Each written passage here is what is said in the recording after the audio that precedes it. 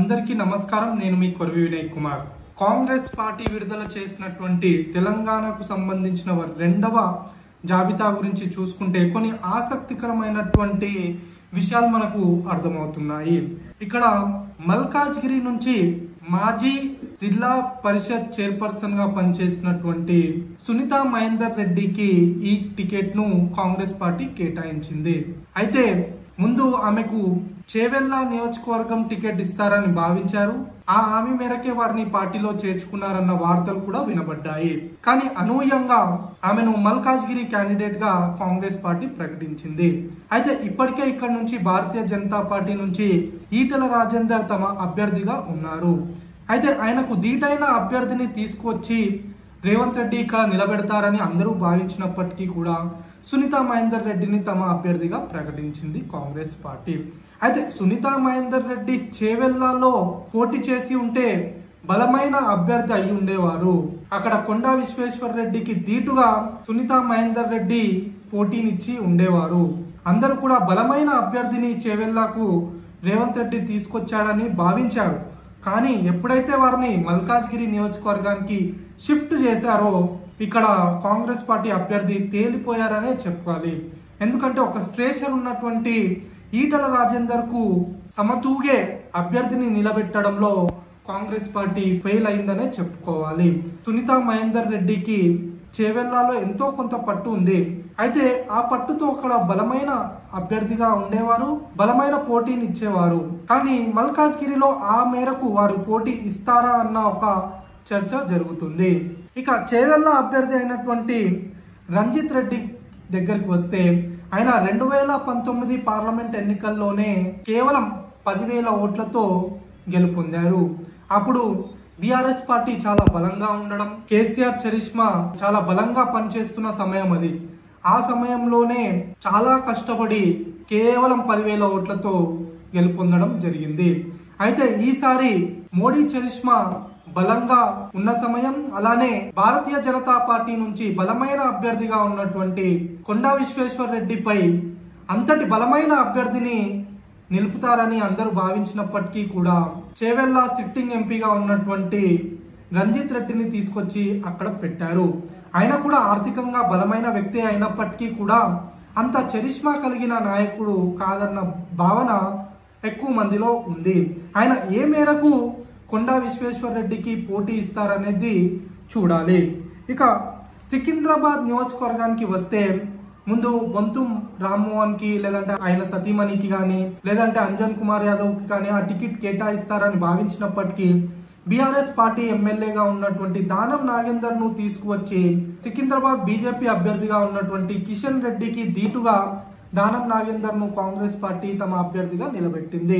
ఒక విధంగా చెప్పాలంటే కిషన్ రెడ్డికి బలమైన పోటీ దానం నాగేందర్ ఇచ్చే అవకాశాలు ఉన్నాయి.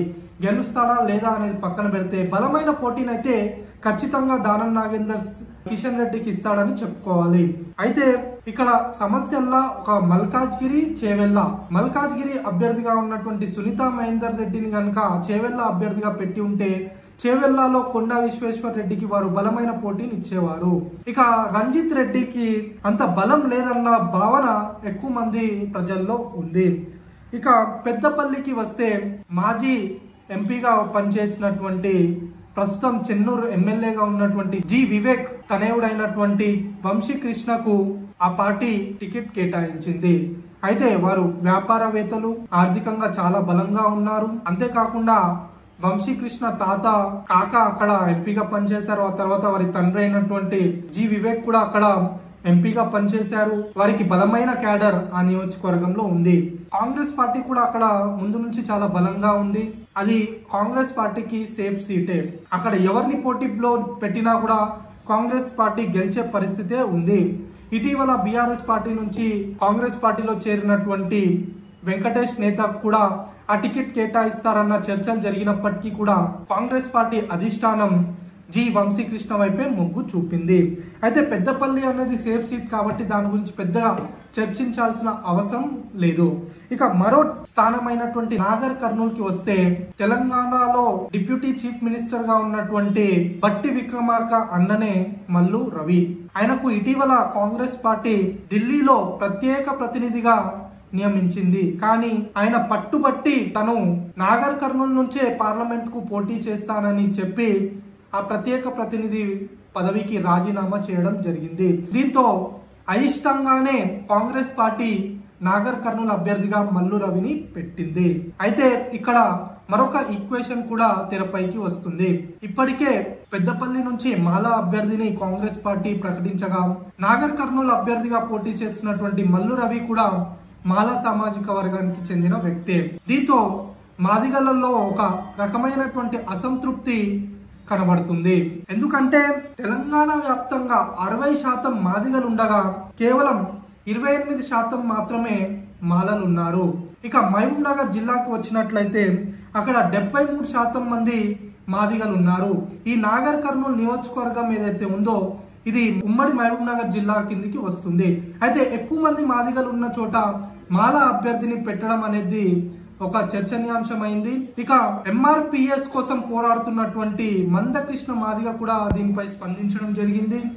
ఆయన నాగర్ కర్నూల్లో బీజేపీ పెట్టినటువంటి మాదిగ అభ్యర్థికి మాదిగలందరూ కూడా సపోర్ట్ చేసి గెలిపించాలని ఇప్పటికే ప్రచారం చేస్తున్నారు. ఈ నేపథ్యంలో కాంగ్రెస్ పార్టీ తమ ప్రతిపక్షాలకు ఒక పెద్ద అస్త్రాన్ని ఇచ్చిందా అన్న భావన కలుగుతుంది. ఎందుకంటే నాగర్ కర్నూల్లోని 7 అసెంబ్లీ నియోజకవర్గాల్లో 5 అసెంబ్లీ నియోజకవర్గాల్లో కాంగ్రెస్ పార్టీ గెలిచింది. కేవలం 2 స్థానాల్లో మాత్రమే బీఆర్ఎస్ పార్టీ గెలిచింది. అయితే ఇది కూడా ఒక విధంగా కాంగ్రెస్ పార్టీకి సేఫ్ సీట్ అనే చెప్పుకోవాలి. ఇలాంటి సేఫ్ సీట్ లో మాలా అభ్యర్థిని నిలబెట్టడంతో ఇక్కడ ట్రయాంగిల్ ఫైట్ జరిగే అవకాశాలు కనబడుతున్నాయి. ఎందుకంటే బీఆర్ఎస్ పార్టీ కూడా బలమైన అభ్యర్థి అయినటువంటి ఆర్ఎస్ ప్రవీణ్ కుమార్ ను తమ అభ్యర్థిగా ప్రకటించింది. దీంతో నాగర్ కర్నూల్ నియోజకవర్గంలో ట్రయాంగిల్ ఫైట్ జరిగే అవకాశాలు మెండుగా కనబడుతున్నాయి. ఈ ట్రయాంగిల్ ఫైట్ లో ఎవరు బయటపడతారనేది చెప్పడం కూడా కష్టమనే చెప్పాలి. అంతేకాకుండా మల్లు రవి కొంచెం ఆర్థికంగా కూడా బలహీనమైనటువంటి వ్యక్తి అని భావిస్తున్నారు. అయితే రేవంత్ రెడ్డికి ఇది పెద్ద ఛాలెంజ్ కూడా అయ్యే అవకాశాలు ఉన్నాయి. ఇక హైదరాబాద్ నుంచి అలీ మస్కతి తనకు టికెట్ కేటాయించాలి అని కోరుతున్నప్పటికీ కూడా ఇప్పటి వరకు హైదరాబాద్ అభ్యర్థిగా కాంగ్రెస్ పార్టీ ఎవరిని ప్రకటించలేదు. దీనికి ముఖ్య కారణం ఏంటంటే ఎంఐఎం పార్టీకి కాంగ్రెస్ పార్టీ మద్దతు పలుకుతుందన్న భావన ఎక్కువ మంది ప్రజల్లోకి వచ్చేసింది. మొదట్లో తాము ఎంఐఎం ని ఓడిస్తామని ఎంబీటీకి మద్దతు ఇస్తారని అందరూ భావించారు. కానీ మొన్న ఫలక్నుమాలో జరిగినటువంటి మెట్రో రైల్ ఇనాగ్రేషన్ ప్రోగ్రామ్ లో అసదుద్దీన్ ఓవైసీ మాట్లాడుతూ కాంగ్రెస్ ప్రభుత్వానికి తాము మద్దతు ఇస్తామని 5 సంవత్సరాలు కూడా ఎలాంటి ఆటంకం లేకుండా కాంగ్రెస్ పార్టీ తమ ప్రభుత్వాన్ని నడిపించవచ్చని ఆయన హామీ ఇచ్చారు. దీంతో ఇక్కడ బలహీనమైనటువంటి అభ్యర్థిని కాంగ్రెస్ పార్టీ దింపే అవకాశాలు కనబడుతున్నాయి. ఇక ఖమ్మం నియోజకవర్గానికి కూడా కాంగ్రెస్ పార్టీ తమ అభ్యర్థిని ప్రకటించలేదు.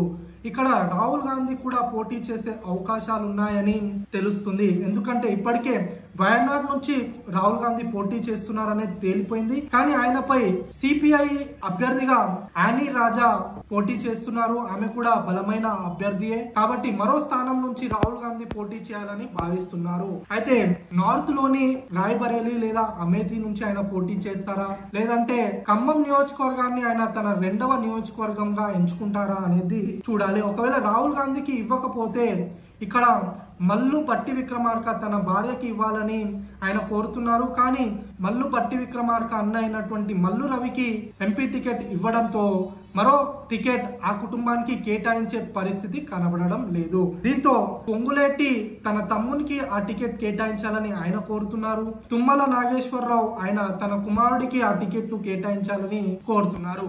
చివరిగా ఆ టికెట్ ఎవరికి దక్కుతుందో వేచి చూడాలి. ఇంకా మెదక్ నుంచి బీఆర్ఎస్ పార్టీ ప్రస్తుతం ఎమ్మెల్సీగా ఉన్నటువంటి వెంకట్రామ్ రెడ్డిని తమ అభ్యర్థిగా ప్రకటించింది. నిజానికి బీఆర్ఎస్ పార్టీ కొద్దో గొప్ప బలంగా ఉన్న నియోజకవర్గం ఏదైనా ఉంది అంటే అది మెదక్ నియోజకవర్గం.